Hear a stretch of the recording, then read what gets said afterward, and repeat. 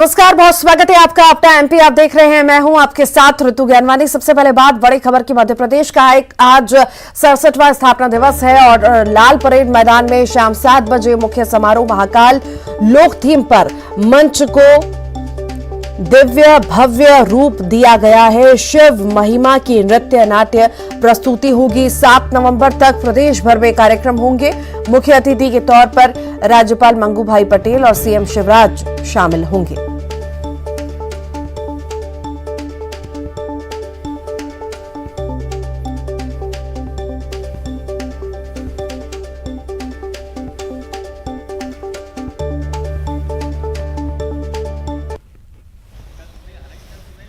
देश का दिल मध्य प्रदेश आज अपना 67वां स्थापना दिवस मनाया जाने जा रहा है। उसको लेकर सभी तैयारियां पूरी कर ली गई। हम इस वक्त मुख्य मंच पर मौजूद हूं। ये मंच जो है महाकाल लोक की थीम पर तैयार किया गया है, क्योंकि अब से कुछ दिन पहले ही मध्य प्रदेश सरकार ने महाकाल लोक का लोकार्पण किया है और लोगों के लिए खोल दिया है। और यही कारण है कि इस बार महाकाल लोक की थीम पर इस मंच को सजाया गया है। यहाँ पर अगर बात करें तो 7 दिन तक मध्य प्रदेश में लगातार स्थापना दिवस के कार्यक्रम आयोजित किए जाने। और आज की अगर बात करूं तो यहाँ पर बहुत प्रमुख कार्यक्रम होने जा रहे हैं। शिव महिमा की नृत्य नाट्य प्रस्तुति होगी। इसके अलावा शंकर एहसान लॉय जो है वो अपनी संगीत की बैंड के साथ यहाँ प्रस्तुति देंगे। इसके अलावा मध्य प्रदेश के अलग अलग इलाकों में लगातार 7 दिन तक अलग अलग कार्यक्रम किए जाएंगे। हम इस वक्त लाल परेड ग्राउंड पर मौजूद हैं। आप देख सकते हैं कि व्यापक व्यवस्थाएं इस बार की गई, क्योंकि 2 साल जिस तरीके से कोविड का रहा और ऐसे में उस समय कार्यक्रम नहीं हो पाए थे। और ऐसे में अब मध्य प्रदेश सरकार एक बड़ा आयोजन करने जा रही है। लगभग इस ग्राउंड पर 20,000 लोगों के बैठने की व्यवस्था की गई है। न केवल वीआईपी लोग बल्कि आम लोगों के लिए भी इसको खोला गया है। नहीं, आम लोग जो है वो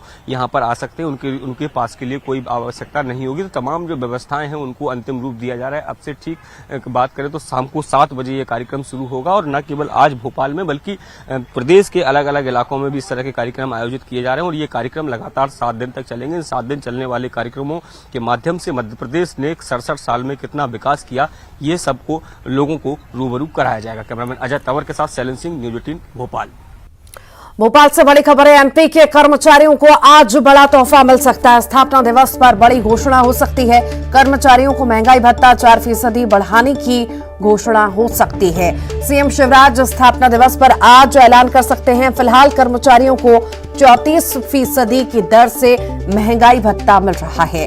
वित्त विभाग ने 4% महंगाई भत्ता बढ़ाने की तैयारी शुरू की है। लंबे समय से कर्मचारी डीए बढ़ाने की मांग कर रहे हैं।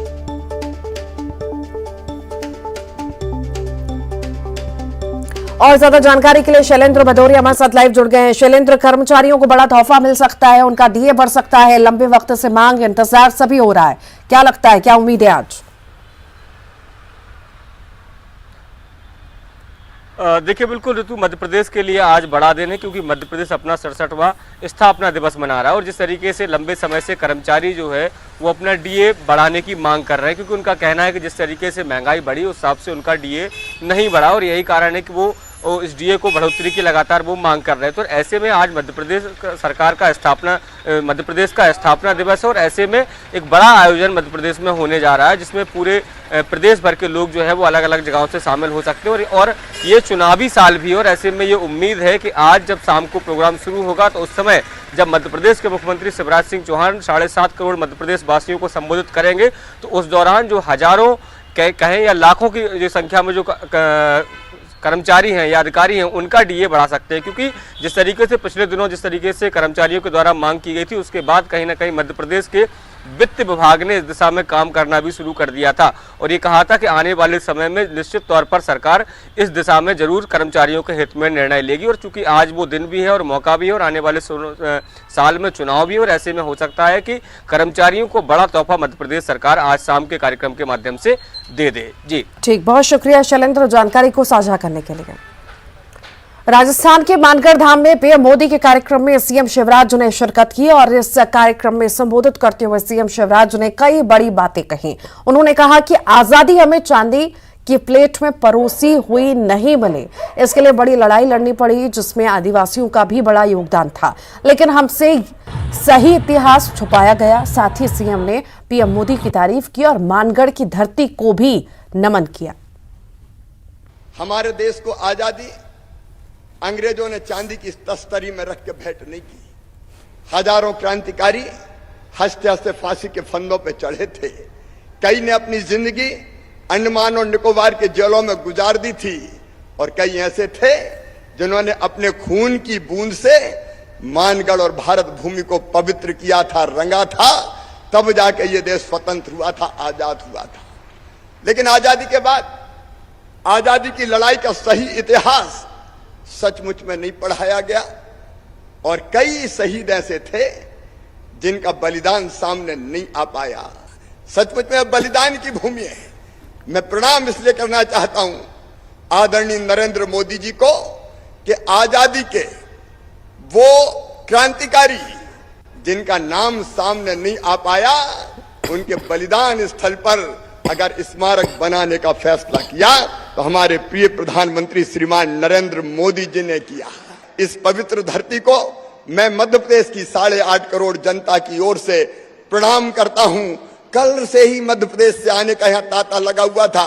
रात में ही सारे लोग आ गए थे इस मानगढ़ धाम को प्रणाम करने, और जब वो यहाँ से जाएं तो मैं इतना ही कहना चाहता हूं कि यहाँ की पवित्र माटी का तिलक लगा के जाएं और यहाँ की माटी अपने साथ ले जाएं ताकि बाकी ग्रामवासियों का भी तिलक करो।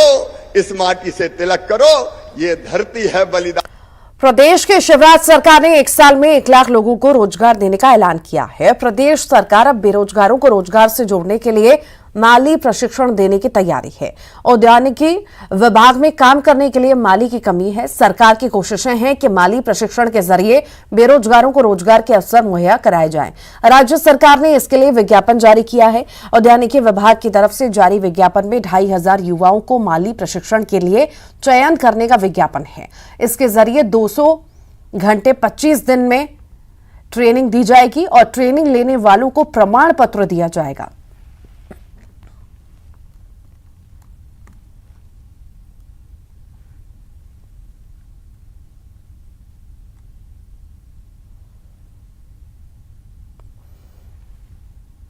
एमपी सरकार के युवाओं को रोजगार देने के लिए माली की ट्रेनिंग पर अब सियासत भी शुरू हो चुकी है। कांग्रेस मीडिया विभाग के अध्यक्ष के मिश्रा ने ट्रेनिंग पर सवाल उठाए हैं। एक कहते थे कि प्रतिवर्ष 2 करोड़ लोगों को रोजगार देंगे, दूसरे कह रहे हैं कि हम 1 लाख रोजगार प्रतिवर्ष देंगे। यह बात अलग है कि तब तक वो रहें या न रहें, मगर अब माली पर लाकर उस रोजगार की भूमिका को निभाने की सरकार ने प्रतिज्ञा ले ली है। तो यह बेरोजगारों को अपमान और उनके वायदों के साथ धोखा है। यही लोग कमलनाथ जी द्वारा जो रोजगार देने की बात कही गई थी उसका मखौल उड़ाते थे, आज उससे बदतर स्थिति में आ गए हैं। एक कह रहे हैं पकोड़े बेचो, दूसरे कह रहे हैं उद्यानिकी विभाग में माली की ट्रेनिंग देंगे। यानी नौकरी पक्की है या नहीं, सिर्फ ट्रेनिंग देंगे। तो भटकाव की स्थिति चुनाव के पहले उत्पन्न करना इस सरकार का उद्देश्य है और पूरी तरह असफल है सरकार के माली की ट्रेनिंग पर बीजेपी के प्रदेश मंत्री रजनीश अग्रवाल का बयान भी सामने आया है, सुनिए। सरकार में भी माली के पद होते हैं। तमाम स्थानीय निकाय अपने पार्कों को, बगियाओं को सजने संवारने के लिए, देखभाल के लिए माली सरकारी तौर पर रखते हैं। उनका वेतनमान होता है। उद्यानिकी विभाग के अंतर्गत भी माली होते हैं और सब्जी बाजी उगाने, देसी विदेशी फूलों को उगाने, संवारने, बगिया पार्क बनाने संवारने के लिए अगर प्रशिक्षण 200 घंटे का दिया जाता है तो अच्छा है, स्वागत योग्य है। इस काम में लगे हुए इस काम को करने वाले लोगों का अलग अलग प्रकार से आज आयात निर्यात फूलों का हो रहा है और मुझे लगता है कि ये निश्चित तौर पर आत्मनिर्भर बनाने के लिए एक अच्छा कदम है। मैं तो कहता हूं कुछ कांग्रेसी भी लोग, कार्यकर्ता इस प्रशिक्षण को ले लें ताकि उनको समझ में आ जाए बगिया को कैसे संवारा जाता है, कैसे पौधे रोपे जाते हैं, कैसे फूलों को उगने के लिए अपनी मेहनत करनी पड़ती है।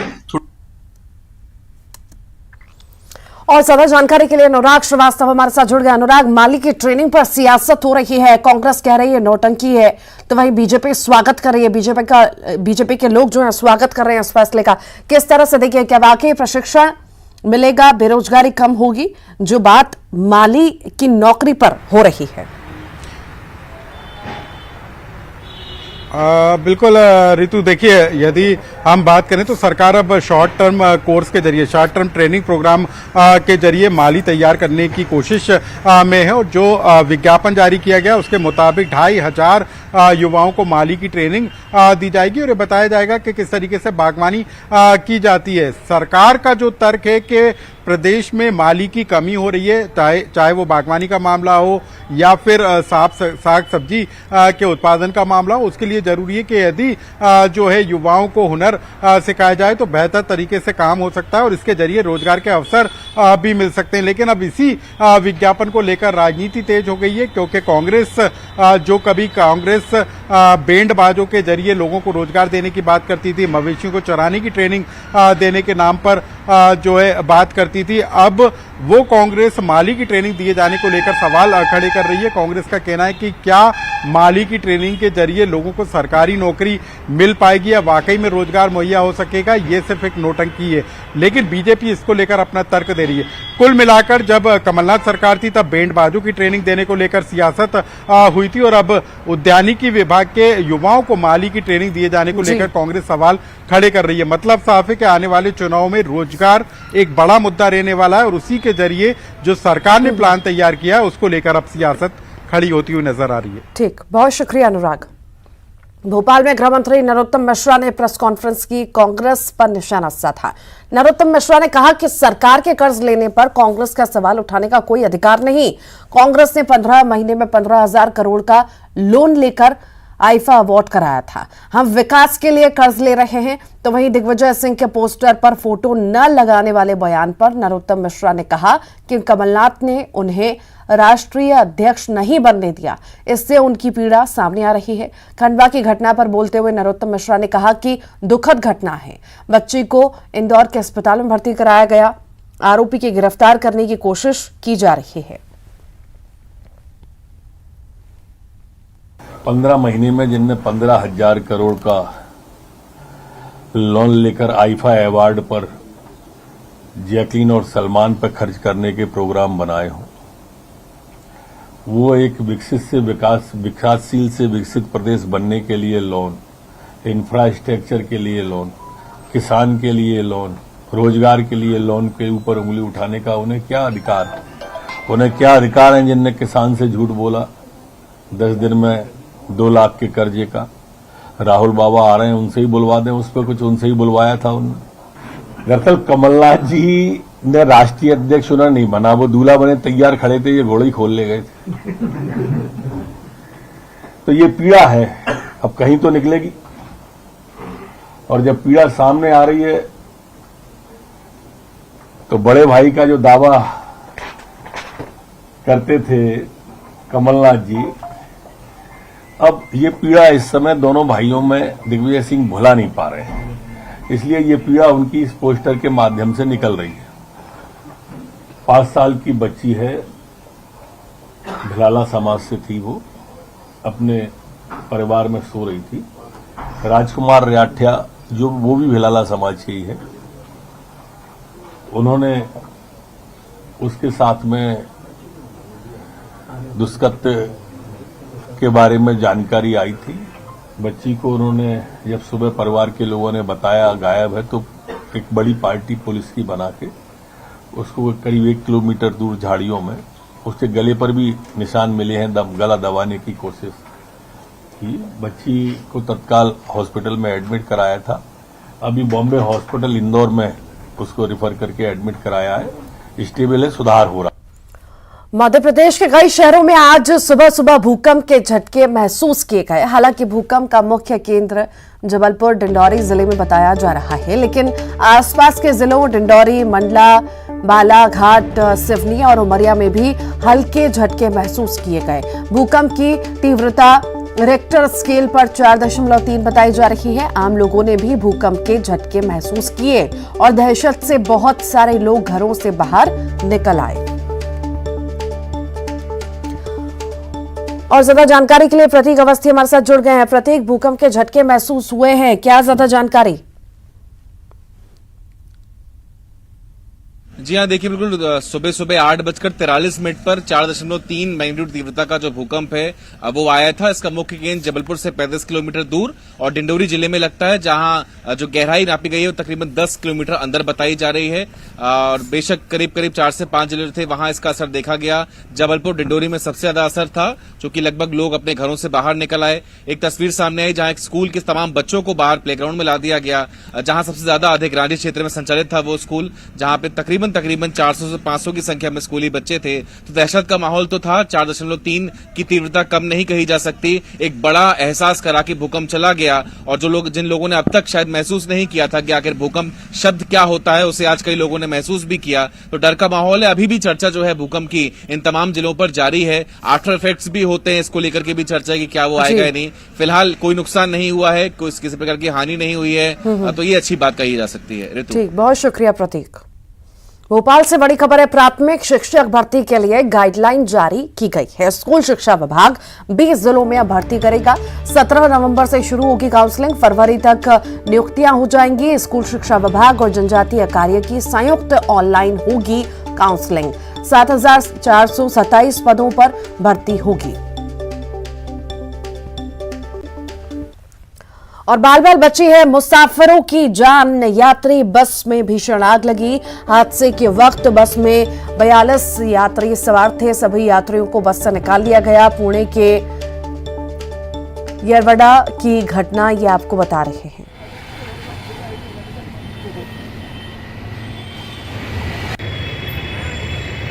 बाल बाल मुसाफिरों की जान बची है। यात्री बस में भीषण आग लगी। समय रहते सभी को बाहर निकाल दिया गया। 42 यात्री बताए जा रहे हैं जो बस में सवार थे। सभी को सुरक्षित बाहर निकाल लिया गया और कोई भी जनहानि नहीं हुई है।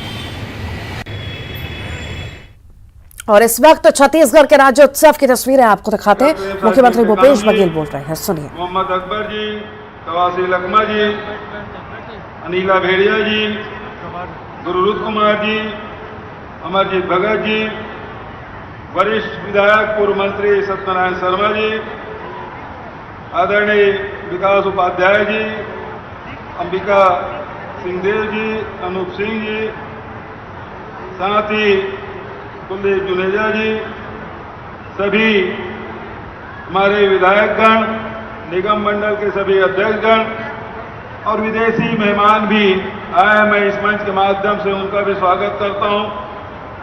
Counsellor of Egypt Shri Imesh ji, Togo दूतावास के अटैची श्री माजा जी और हरियाणा के हमारे प्रमुख सचिव डी सुरेश जी, हमारे मुख्य सचिव अफ्ताब जी, सभी हमारे अधिकारीगण, उपस्थित मंच में उपस्थित सभी अतिथिगण, उपस्थित देवियों, सज्जनों, युवा साथियों, प्यारे बच्चों और सभी हमारे कलाकार, देश विदेश से आए हुए सभी कलाकारों का मैं इस मंच के माध्यम से स्वागत करता हूं। साथ ही हमारे पत्रकार साथियों,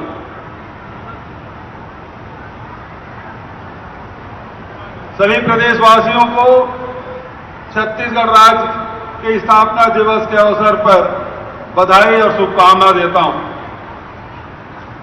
साथ ही तीसरे राष्ट्रीय आदिवासी नृत्य महोत्सव के आगाज की भी बहुत बहुत बधाई और शुभकामना। साथियों, मनुष्य के इतिहास जितना पुराना है उतना ही पुराना नृत्य का भी इतिहास है। मनुष्य का हृदय जब उल्लास से भर जाता है तब उसका शरीर स्वयं ही थिरकने लगता है, नृत्य करता है। नृत्य जब किया जाता है तब कोई इच्छा पूरी हो जाए। नृत्य तब किया जाता है जब आशाएं पूरी हो जाए। नृत्य तब किया जाता है जब सपने पूरे हो जाएं। बहुत प्राचीन समय में जब हमारे पुरखे जंगलों में रहा करते थे तब उनका दिन, उनका जीवन संघर्षपूर्ण होता था। वे हर दिन मिलजुल कर इस संघर्ष पर विजय प्राप्त करते थे और हर दिन अपने इस विजय का उत्सव मनाते थे। वही हमारा आदिम नृत्य है।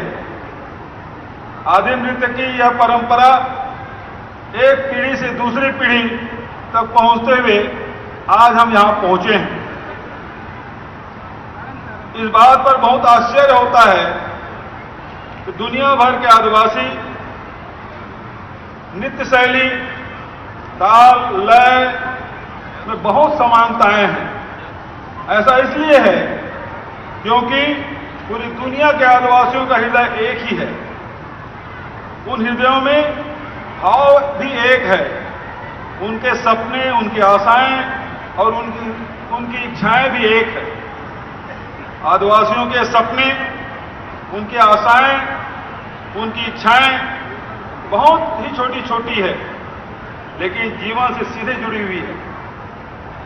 उनके उन आशाओं का संबंध न सिर्फ उनके जीवन से है, बल्कि पूरी मानवता से है। उनकी छोटी सी इच्छा हमेशा यही रही कि सृष्टि ने मनुष्य की यह प्रकृति सौंपते हुए जीवन जीने की जो जो अधिकार दिए, वे अधिकांश अधिकार हमेशा कायम रहे। प्रकृति पर पूरी मनुष्यता का एक जैसा अधिकार हो, पूरी मनुष्यता प्रकृति का एक जैसा उपभोग करे और मिलजुल कर प्रकृति का संरक्षण करे। प्रकृति से जो उपहार हमेशा मिलते रहे हैं, वे उपहार भावी पीढ़ी को भी मिलते रहना चाहिए।